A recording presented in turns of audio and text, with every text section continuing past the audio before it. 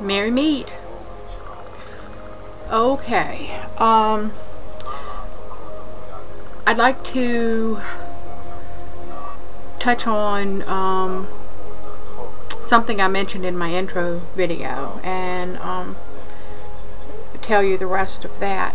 I mentioned that one of my first introductions to the goddess was through a book written by Joseph Campbell called The Power of the Myth. This book had, well, he had been interviewed by Bill Moyer, who at the time was a talk show host or newsman on TV a lot. But anyway, he had interviewed him, and from this interview they had put out a 6-hour documentary on the interview and the power of the myth. During this interview, it was revealed that Joseph Campbell had been raised in a Catholic home. His mom and dad were Catholic, and that's the way he was raised. And as I had mentioned before, I came across this series of tapes, VHS tapes at the time, in my local library. And this was around, well, the tapes, the interview was actually done in 1988, so I guess it was like 89, 90 when I came across it. Anyway, during these interviews, the stories that Campbell would tell about his upbringing and his experiences and everything, and the stories from the many cultures and civilizations that he had studied, was what he was talking about. And one of his compelling theses that he's brought up in this was that the modern society is going through a transition, and that this transition is going to lead to a new way of thinking where a global mythology will emerge. He said that stories, legends, myths were handed down from generation to generation, all orally through their rituals and their stories, because this was done before there was the written word, before there were books. And he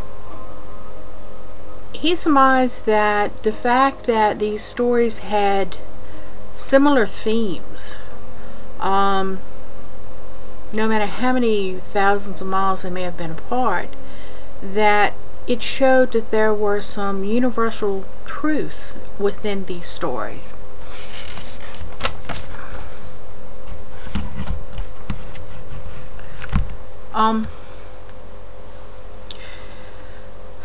The book lists many different folk tales and many different religious texts, and Campbell, through this, urged all his readers, listeners, to search through for themselves and make their own discoveries. Here's a quote that Bill Moyer said: "To say it, the power of the myth, will make you think is almost denigrating. It will make you ponder. It will lead you to wonder the way a child wonders. And it may possibly even confuse the hell out of you as you try to absorb it into your pre-existing way of thinking. And your way of thinking may become obsolete via his teachings. And in the end, you will smile from the soul, not just the heart." And this is exactly what this book did for me. It touched my soul. It opened my eyes to a whole new way of being. It gave me a God that I could identify with. It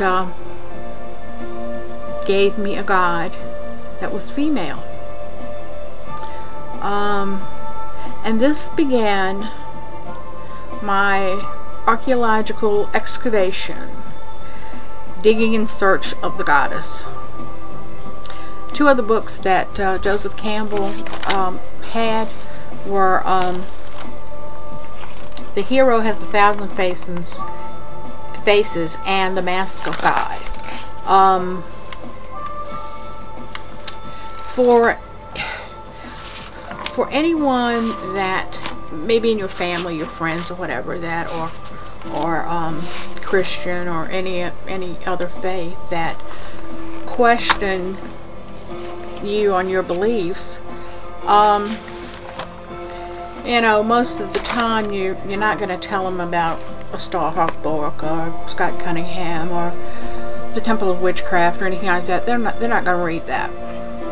But The Power of the Myth is a book that they just may pick up and read. And it's a gentle way of introducing them to the goddess.